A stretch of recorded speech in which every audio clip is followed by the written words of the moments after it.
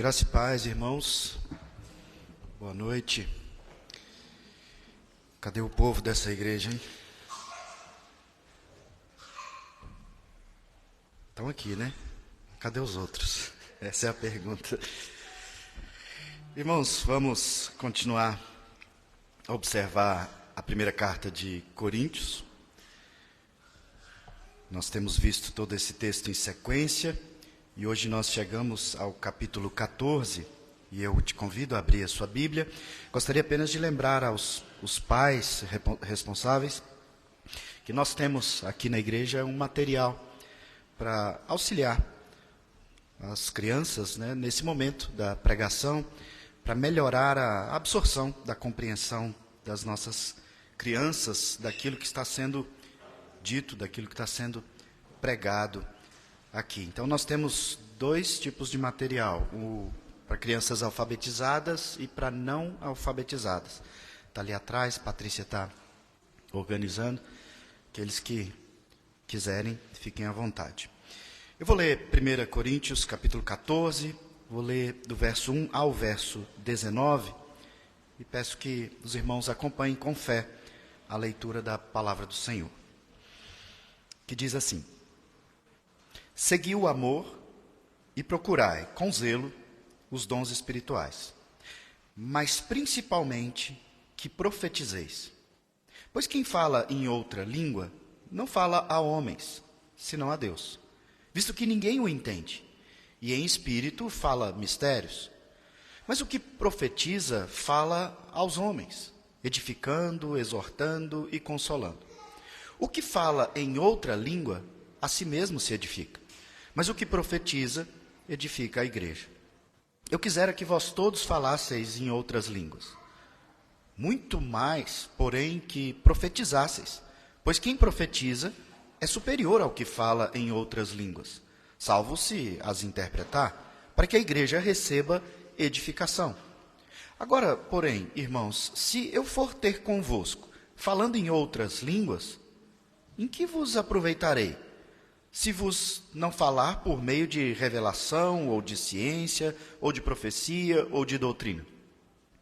É assim que instrumentos inanimados, como a flauta ou a cítara, quando emitem sons, se não os derem bem distintos, como se reconhecerá o que se toca na flauta ou na cítara? Pois também, se a trombeta der som incerto, quem se preparará para a batalha?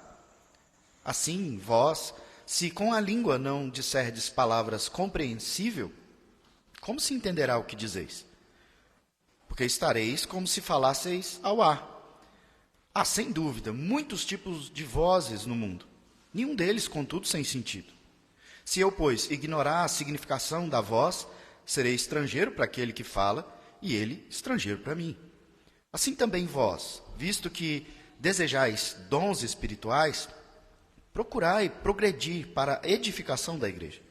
Pelo que o que fala em outra língua deve orar para que a possa interpretar. Porque se eu orar em outra língua, o meu espírito ora de fato, mas a minha mente fica infrutífera. Que farei, pois? Orarei com o espírito, mas também orarei com a mente. Cantarei com o espírito, mas também cantarei com a mente. E se tu bendisseres apenas em espírito, como dirá o indouto o amém depois da tua ação de graça? Visto que não entende o que dizes. Porque tu, de fato, dás bem as graças, mas o outro não é edificado. Dou graças a Deus, porque falo em outras línguas, mais do que todos vós. Contudo, prefiro falar na igreja 5 palavras com o meu entendimento, para instruir os outros, a falar 10.000 palavras em outra língua. Até aqui, vamos orar ao nosso Deus. Santíssimo Deus, nós louvamos e bendizemos o teu santo nome nesta oportunidade. Nós te agradecemos porque o Senhor nos reúne, agradecemos porque pela fé, ó Pai, nós temos absoluta certeza que esta é a tua palavra, palavra viva, eficaz, penetrante, transformadora, salvadora. Ó Pai, o que nós pedimos é que o Senhor fale conosco então. Se nós confiarmos apenas na nossa capacidade intelectual, é um texto como qualquer outro. Mas agindo o Senhor em espírito, ó Pai, nós ouviremos a tua voz. E é isso que nós te pedimos nessa noite. Nós queremos agradecer aqui em culto solene a bênção que o Senhor nos concedeu, ó Pai, ouvindo as nossas orações e concedendo à nossa irmã Célia, alta da internação, ela que já está em sua casa, e nós louvamos o teu santo nome. Pedimos que o Senhor continue a abençoar a saúde da nossa irmã, o tratamento, para que tão logo, ó Pai, ela esteja aqui conosco, cultuando ao Senhor, ó Pai, a tua ação na vida dela e de todos nós. É assim que nós oramos, ó Pai, agradecidos em nome de Jesus. Amém. Meus irmãos, domingo passado nós vimos o capítulo 13 aqui de 1 Coríntios, e nós vimos a instrução sobre o verdadeiro amor. Vimos com profundidade o significado do verdadeiro amor. E o apóstolo Paulo ele vem instruindo a igreja sobre os dons espirituais, especialmente no contexto de culto. É lógico que o entendimento vale para qualquer lugar, mas o contexto do ensino aqui, para esta igreja e para nós, é o contexto de culto, porque ele corrige aquilo que estava sendo feito de maneira errada, ou seja, o uso dos dons de maneira errada na igreja, na hora do culto. E ele fala de amor, como eu mencionei domingo passado, muitas vezes o texto é usado fora desse contexto de culto, mas agora ele volta a falar de dons. E por que ele fez esse discurso sobre amor entre esse ensino e outro ensino sobre dons? Porque ele havia repreendido a igreja desde o capítulo 8, 9, especialmente por causa da falta de amor. Nós vimos ali no capítulo 11, quando ele instrui sobre a festa ágape, a festa do amor, a Santa Ceia, e ele diz, olha, vocês não estão esperando uns aos outros, vocês estão sendo egoístas. E então ele vai instruindo e exortando ao mesmo tempo, e no capítulo 13 ele diz, olha, vocês precisam entender que sem amor nenhum dom vale nada. De que adianta você ter um dom, se não é para abençoar o outro irmão? Então, aqui no capítulo 14, ele continua nesse mesmo raciocínio. Veja que, logo no verso 1, ele reafirma, seguir o amor. Ou seja, leve em consideração o ensino sobre o verdadeiro amor. Mas, nesse contexto, seguindo o verdadeiro amor, praticando o verdadeiro amor, procurai com zelo os dons espirituais. Porque com amor, os dons que você recebe, nós já vimos isso, os dons não são produto da nossa capacidade, é dom, nós recebemos isso de Deus e Ele nos dá para que nós abençoemos o próximo. Então procurem os dons, vivenciando esses dons em amor. E aqui ele começa a fazer um contraste bem claro, nesse trecho que eu li, entre o dom de línguas, outras línguas, e o dom de profecia. E então ele vai fazer esse contraste, e eu repito, exatamente porque na igreja de Corinto, o culto estava acontecendo de uma forma um tanto desordenada, bagunçada, porque o dom de falar em outras línguas era o dom mais procurado e também mais exercido dentro da igreja.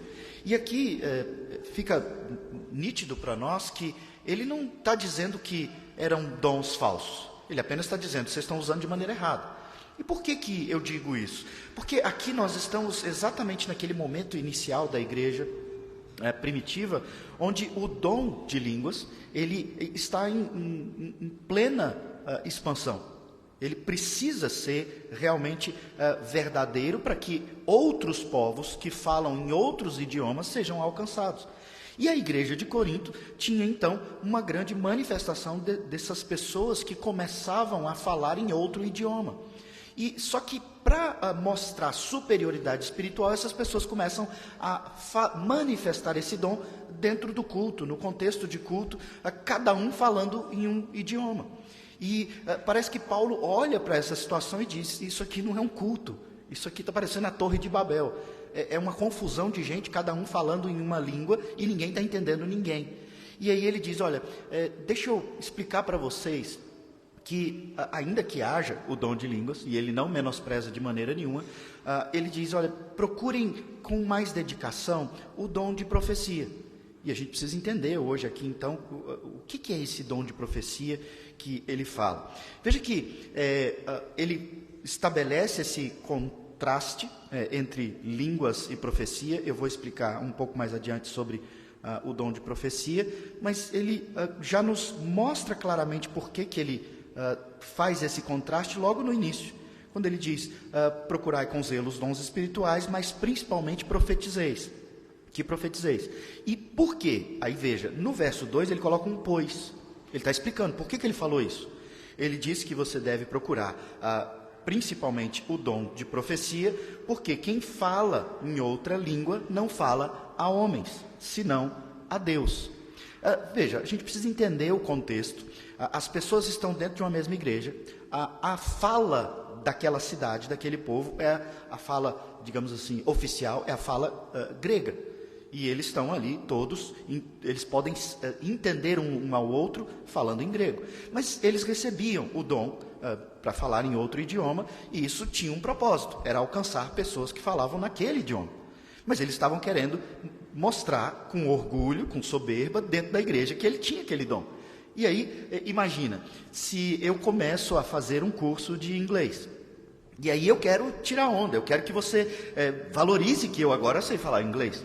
E aí eu começo aqui na igreja a falar em inglês, talvez com os meus filhos perto de você, e você não está entendendo nada. E você fala, mas o pastor está metido agora, quer falar inglês no meio da gente, por que ele não fala em português? E Paulo mostra isso no contexto de culto. Ele fala, as pessoas estão agora falando uma porção de idiomas diferentes, mas isso não adianta. E como que as pessoas estavam fazendo isso para disfarçar essa espiritualidade? Nós não temos muitos detalhes, mas tudo indica que eles estavam orando em outros idiomas, falando em alta voz em outros idiomas. E ele diz, olha, se você recebeu o dom, você está falando uma outra língua, e isso está muito claro aqui no texto, não é uma junção de letras, consoantes sem sentido, é um outro idioma, é espanhol, francês, inglês, português, grego, hebraico, aramaico, são outros idiomas. Não há essa ideia de línguas indecifráveis, porque aí não faria de fato o menor sentido. E ele fala, olha, quem está praticando o uso desse dom dessa forma, ele não está falando para as pessoas, ele pode até estar realmente orando. Imagine que, então, continuando o meu exemplo, eu começo a orar aqui no culto em inglês, e eu estou orando de verdade, e Deus certamente entende uma oração em inglês. Mas vocês estão entendendo o que eu estou falando? Só quem fez curso de inglês. E a gente podia dar outro exemplo aqui de uma língua que quase ninguém estuda aqui no nosso contexto, russo, ou tantas outras. E é nesse sentido que ele diz, olha, se você fala no idioma que você recebeu o dom, a outra pessoa não está entendendo, nesse contexto. Então você só está falando com Deus. Então aqui a gente já entende o princípio do argumento dele no texto. O propósito de ter ensinado sobre amor você vai usar o dom para abençoar a vida do outro, para exercitar o amor.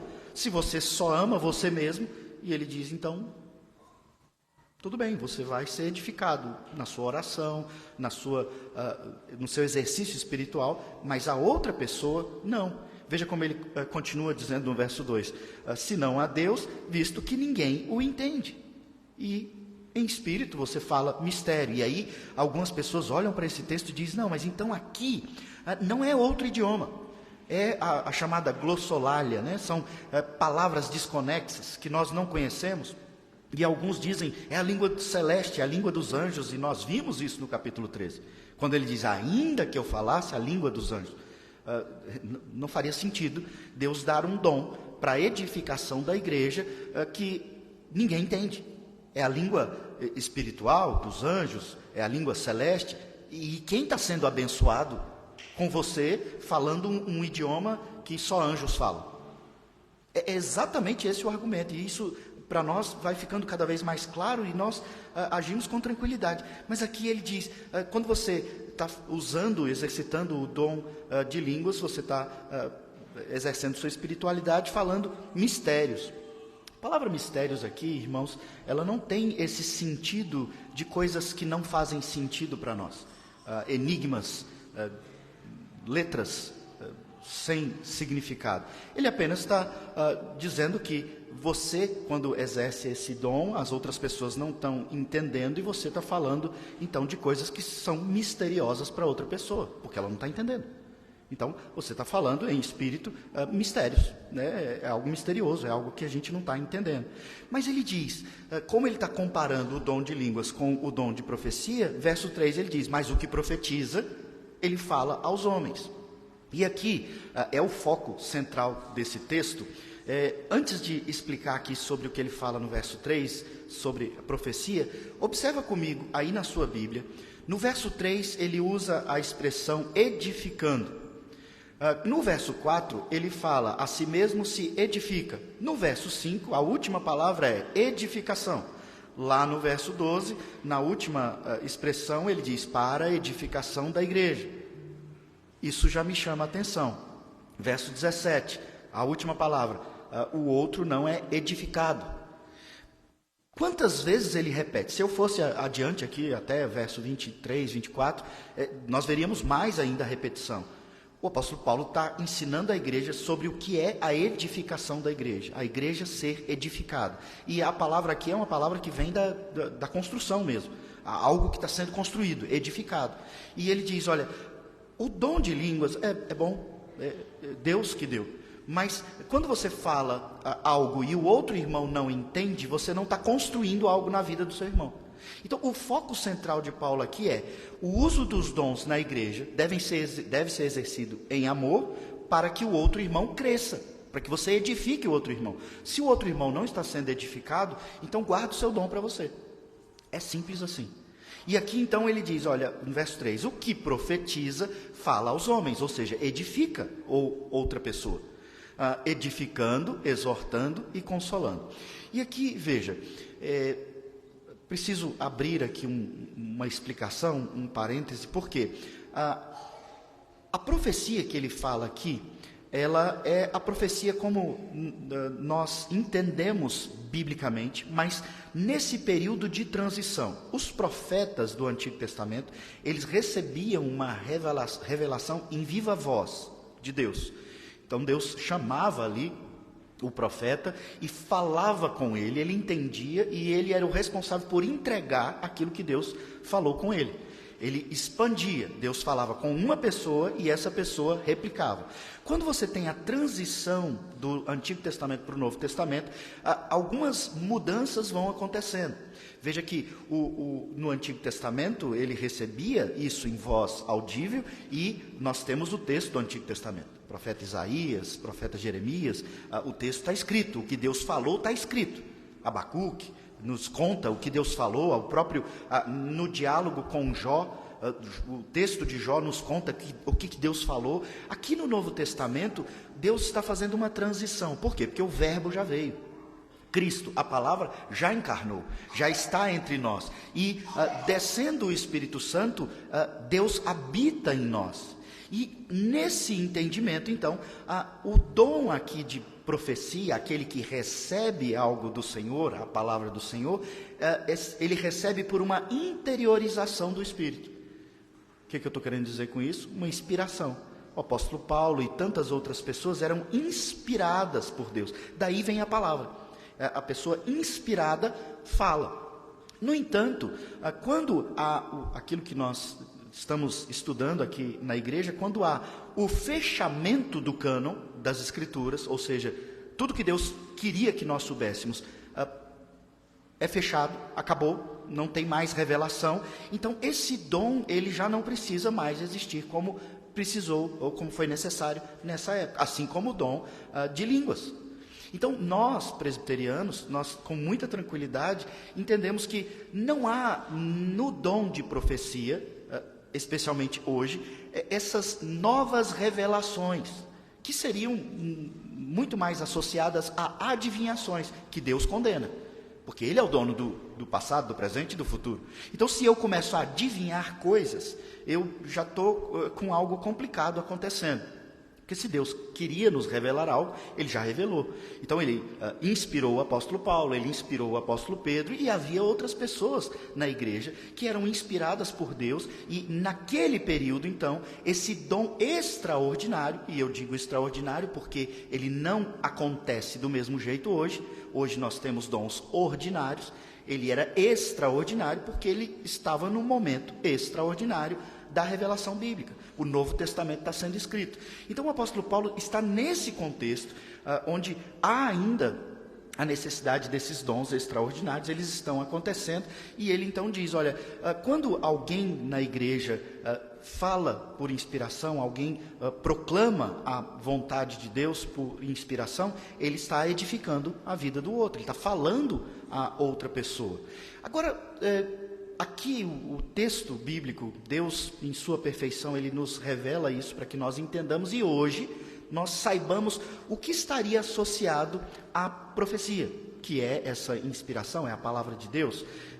O que acontece hoje? O que é a profecia hoje, em 2023, no nosso contexto? A profecia é diferente, a pregação, perdão, é diferente da profecia, mas ela tem a mesma característica. De onde eu tiro essa informação? O verso 3 diz que na profecia você fala aos homens edificando, exortando e consolando. O que a pregação bíblica faz? Ela edifica a igreja, às vezes ela exorta a igreja, e às vezes ela consola a igreja. Como que isso acontece? Na exposição do texto, que já foi revelado, o texto bíblico. Então, a igreja é edificada, ela cresce em santificação, na prática do que é correto, no abandono do que é errado. Ela é corrigida, ela é exortada, chamada de volta ao relacionamento correto com Deus. Mas ela também é consolada no momento de tristeza, no momento de dificuldade, no momento de dor.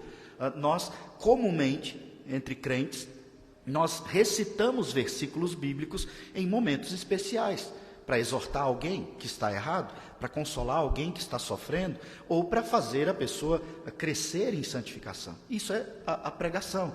Então, hoje, o dom que estaria muito próximo da profecia, não é naqueles moldes de profecia, é a pregação. A pregação é a proclamação da palavra de Deus.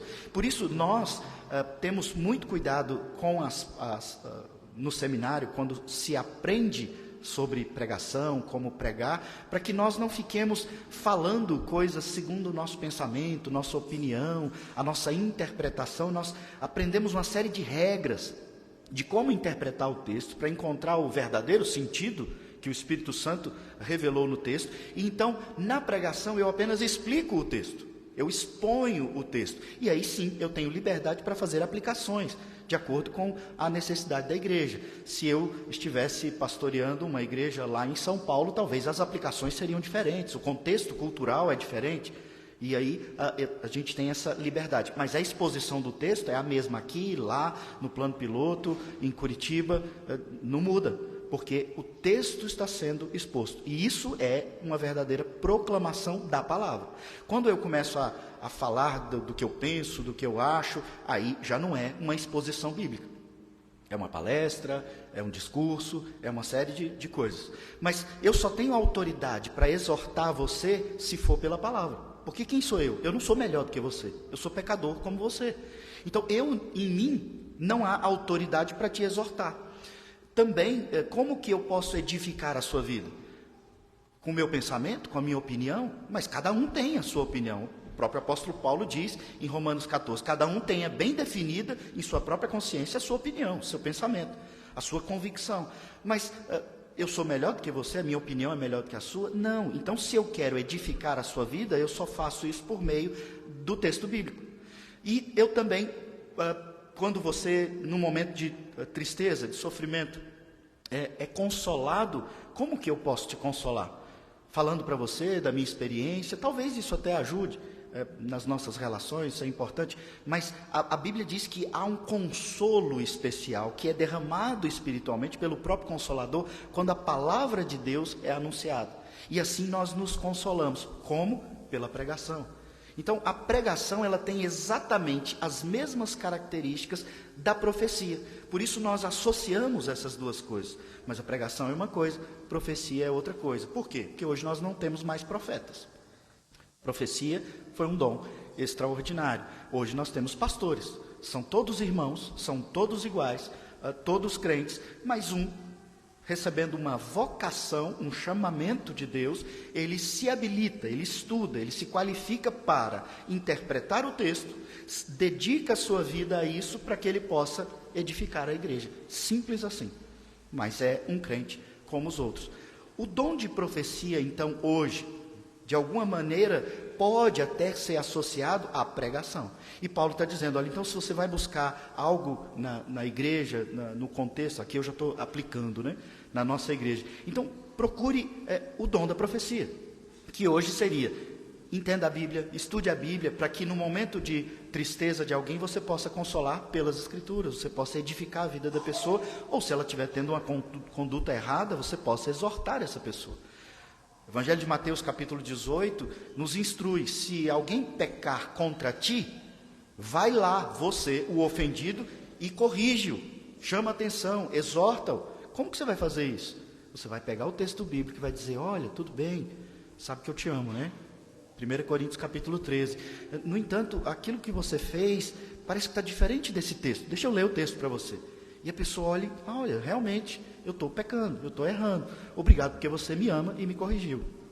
Eu sei que nem sempre acontece assim, mas essa instrução bíblica. Normalmente, quando a pessoa é corrigida, a reação não é tão boa, porque o pecado faz isso conosco. Nós nos defendemos, ainda que estejamos errados. Mas há exceções, eu já vivenciei exortações que foram muito produtivas. Quando, então, nós entendemos isso hoje na igreja, você vai procurar o dom de línguas? Você quer evangelizar alguém em outra língua? Aonde? Para onde que você vai viajar? Onde que você estará? Porque você talvez trabalhe aqui, estuda aqui, vive aqui, então para que o dom de línguas? Esse é o foco do texto. Qual é a edificação? Por que você está procurando isso? Porque as pessoas em Corinto, elas ficavam chateadas quando elas não tinham o dom. E elas ficavam insistentemente procurando receber o dom de línguas. Insistindo, orando, conversando. E ele diz, qual é a edificação? Procura o dom da profecia. Conheça a palavra para que você possa, então, edificar o outro, aplicando para os nossos dias. E aí, então, ele expande isso que eu acabei de falar, dando alguns exemplos, falando, reafirmando tudo isso sobre o foco na edificação. Apenas para reforçar tudo isso, eu já tenho repetido com grande frequência esse texto, hoje de manhã eu falei dele, mas eu quero ler aqui para vocês o texto de Hebreus, capítulo 1, verso 1, porque ele nos ajuda a entender essa transição que eu falei para vocês, do Antigo Testamento, da profecia, a profecia como um dom extraordinário, e hoje a pregação como o dom ordinário, ou a vocação ordinária associada à profecia, que é a pregação. Hebreus 1, verso 1 diz, havendo Deus outrora falado, muitas vezes, de muitas maneiras, aos pais, pelos profetas, nesses últimos dias nos falou pelo seu Filho. Ou seja, o autor aos Hebreus, escrevendo para o povo hebreu, naquele contexto do Novo Testamento, ele diz, olha, lá no passado, Deus falou com o seu povo de uma forma. Ele falou aos nossos pais, nossos antepassados, por meio dos profetas. Mas os profetas não existem mais. Agora você tem um período do dom extraordinário da profecia, porque Deus está nos revelando em Cristo Jesus. O Verbo que encarnou, andou em nosso meio, como João diz, e agora nós vamos vivenciando essa transição. E hoje, como que Deus fala conosco? Por meio do Verbo, da palavra, ela está escrita. Cristo Jesus, o Espírito Santo que habita e dá entendimento dessa palavra. Um outro texto que nos mostra sobre esse dom está em Atos 15, verso 32, que fala de Judas e Silas, depois daquela decisão do concílio ali, relatado no livro de Atos, e o texto diz, Judas e Silas, que eram também profetas, ou seja, há aqui profetas nessa transição, Judas e Silas, eles consolaram os irmãos com muitos conselhos e os fortaleceram. Como que 2 profetas do Novo Testamento consolaram outras pessoas? Dando conselhos. Então, irmãos, hoje, você pode estar muito próximo desse dom, do exercício desse dom na vida da igreja, na vida das pessoas, quando você tem um conhecimento bíblico, você lê, você estuda, você tem tanto conhecimento bíblico que quando alguém fala alguma coisa, quando alguém vive algo, você tem a capacidade de aconselhar essa pessoa biblicamente. E você então está pregando para aquela pessoa. E a pregação, lógico, o pastor é aquele que vai ao seminário, que se dedica, que se prepara para fazer isso, fugindo o máximo possível dos erros. Mas todo crente é chamado a evangelizar, todo crente é chamado a pregar, todo crente é chamado a anunciar as boas novas. Então, cabe a todos os crentes, vivenciando o sacerdócio universal, que Pedro fala em sua carta, entenderem, buscarem, lerem, conhecerem a Bíblia, para que eles possam anunciar, consolar, edificar a vida das pessoas. O dom de profecia, ele estava muito associado a esse consolo, a essa exortação, a essa edificação. Então, hoje, a aplicação para nós aqui, ainda que não tenhamos mais o dom extraordinário do profeta, não tenhamos o dom extraordinário de falar em outros idiomas, nós estamos sendo aqui instruídos pelo apóstolo Paulo a buscar hoje o conhecimento bíblico para que eu possa edificar o meu irmão, para que eu possa exortar o meu irmão e para que eu possa consolar o meu irmão. E todos nós devemos e podemos fazer isso. Quando ele então continua nos explicando sobre isso, ele diz: o que fala em outra língua, no verso 4, a si mesmo se edifica, mas o que profetiza edifica a igreja. Ele está nos dando mais entendimento. Verso 5, eu quisera que vós todos falassem outras línguas. Ele diz, olha, eu não estou reprovando o dom de línguas, ele existe, ele é de Deus. E eu queria que todo mundo tivesse esse dom para poder expandir o anúncio do Evangelho. Muito mais eu queria que todos vocês tivessem o dom de profecia, que vocês estivessem edificando a igreja, pois quem profetiza é superior ao que fala em outras línguas. Aí ele coloca uma explicação, salvo se as interpretar. Por quê? Porque se eu estou falando em espanhol aqui, e você não fala em espanhol, você só vai ser edificado se tiver alguém aqui que traduza para você. Naquelas reuniões dos governos, da ONU, eu acho bem interessante, curioso aquilo. Há um local, uma sala separada, onde tem pessoas ali que falam os idiomas dos representantes de cada país. Então, o palestrante, quem está falando no microfone, ele fala na língua dele. Então, quem fala no outro idioma, ele coloca um fonezinho que está ligado lá na sala, que a pessoa está simultaneamente ouvindo e traduzindo. Há um intérprete. Então, ele entende o que está sendo dito. Mas se aqui na igreja eu estiver falando em espanhol e você não souber espanhol, se não tiver intérprete, Paulo diz, então fica calado.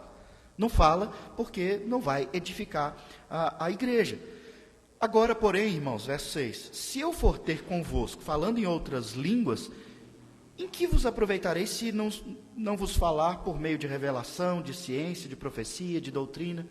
Ele usa aqui 4 palavras para falar, ele está falando da mesma coisa, porque revelação é o texto bíblico, ciência aqui é o conhecimento bíblico, profecia é a revelação bíblica, ou seja, a proclamação da verdade de Deus, doutrina é o entendimento, a aplicação do conhecimento da palavra. Ele diz, o que vai adiantar eu falar em outro idioma sobre tudo isso, sobre a palavra de Deus, sobre a ciência, sobre a revelação, sobre profecia, sobre doutrina?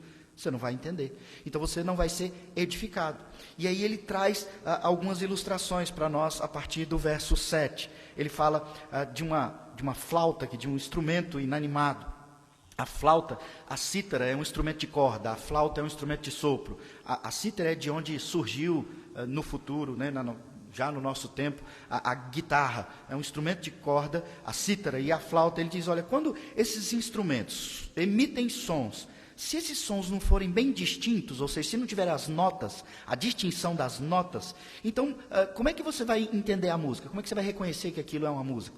Porque fica sem sentido, são sons perdidos, né? E eles não estão afinados, eles não estão funcionando como deve ser uma música.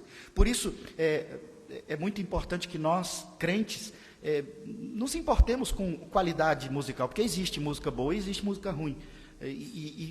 A Bíblia nos mostra isso. Deus se agrada com música, mas a gente precisa entender que tem música ruim, música sem harmonia, música sem qualidade nenhuma, sem construção nenhuma.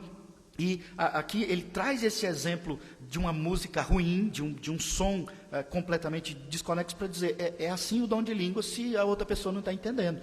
É como uma música ruim, é uma nota perdida da outra, um instrumento completamente desafinado, sem harmonia. Imagine que aqui, no grupo de músicos, um no teclado está tocando o hino 137, e quem está no violão está cantando o hino, tocando o número 13, e quem está na bateria está tocando o hino número 28. A gente não ia entender nada. E é disso que ele está falando. O dom de línguas não tem edificação, não tem aplicação. E ele traz o exemplo do instrumento. E aí ele fala sobre outro exemplo, no verso 8. Também se a trombeta der som incerto. Quem aqui serviu o exército, quem aqui esteve ligado ao militarismo, entende isso aqui com perfeição. Porque ele está dizendo, olha, se a trombeta der um som incerto, quem vai se preparar para a batalha? Imagina que no militarismo você tem o toque. E cada toque é para você fazer uma coisa. Agora imagina que é para você avançar para a batalha, mas aí quem está com a trombeta dá o toque para recuar. E aí eu vou, eu fico, eu volto. E ele está dizendo, o som incerto. O que é um som incerto? É você falar para alguém que só fala no idioma português, você falar em grego. Isso é um som incerto, ele não sabe o que é para fazer. Ele não está entendendo se é para ele ir, ou se é para ele ficar, ou se é para ele voltar. Não há edificação, o foco é sempre a edificação do outro. E aí então ele diz, assim vós, se com a língua não dissertes palavras compreensível, como se entenderá o que dizeis? Porque estareis como se falasse ao ar. Se você fala em outro idioma, bom para você. Mas você está falando para a pessoa que entende? Se não está falando, então você está falando ao ar. Essa descrição dele aqui é curiosíssima. A nossa voz, né, ela sai com o ar, né? O ar é projetado para fora e nós fazemos esses sons de maneira que na nossa língua a gente se entende. Então, quando eu estou falando, você está entendendo o que eu estou falando. Mas se eu falo em outro idioma que você não entende, eu estou só soprando vento, fazendo som que para você não faz sentido nenhum. E se você já conversou, quer dizer, você já tentou conversar com alguém em outro idioma e você não entendeu nada, você sabe exatamente o que é falar ao ar. A pessoa está só soprando ali um monte de barulho como um instrumento fora de compasso. E então ele traz esses exemplos para reafirmar, para aprofundar aqui o quanto é importante entendermos que a edificação do outro é o ponto mais importante do uso dos dons na igreja. E aí então ele diz no verso 10, há sem dúvidas muitos tipos de vozes, ou seja, de línguas, né, de idiomas no mundo, mas todos eles têm sentido, nenhum deles é sem sentido. E de fato, se você tem o dom de falar em outro idioma, ótimo, tem sentido, mas talvez isso só faça sentido para você, porque o outro não sabe, não está entendendo. E ele diz, pois se eu, ignorar a significação da voz, eu serei estrangeiro para aquele que fala, e ele estrangeiro para mim. Ele traz outro exemplo.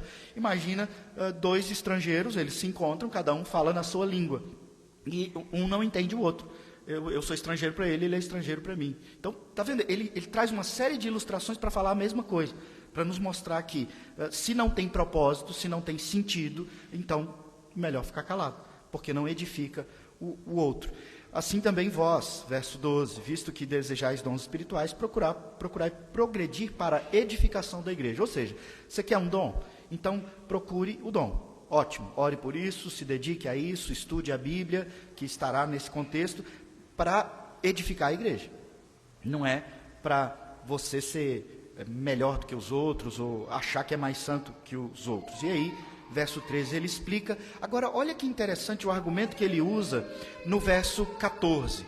Ele fala que quando você faz um mau uso dos dons, nesse contexto que eu já falei bastante, ele exemplificou, a sua mente fica infrutífera.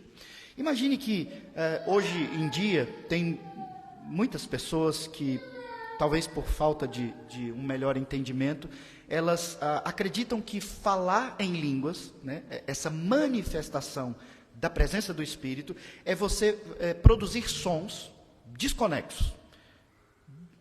Balabalá e outras letras juntas.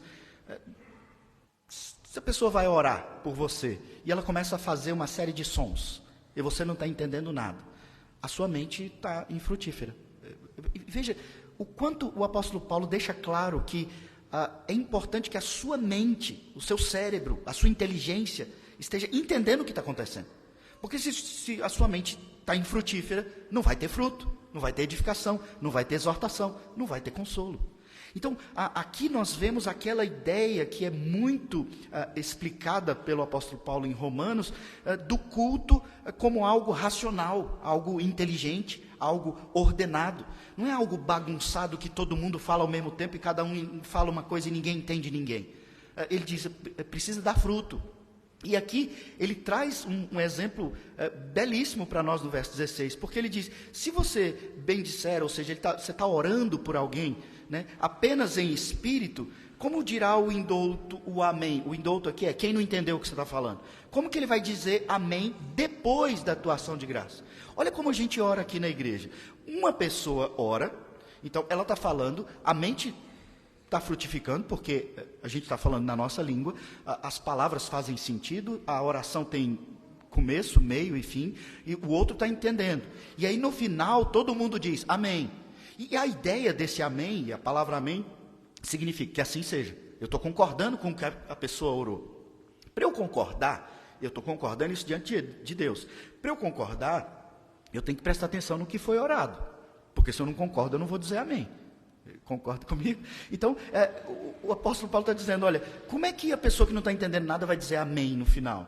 E eu fiquei muito feliz de estudar esse texto e ver que aqui na igreja a gente se dedica a orar assim, cada um ora, escutando o que o outro está falando e a gente concorda.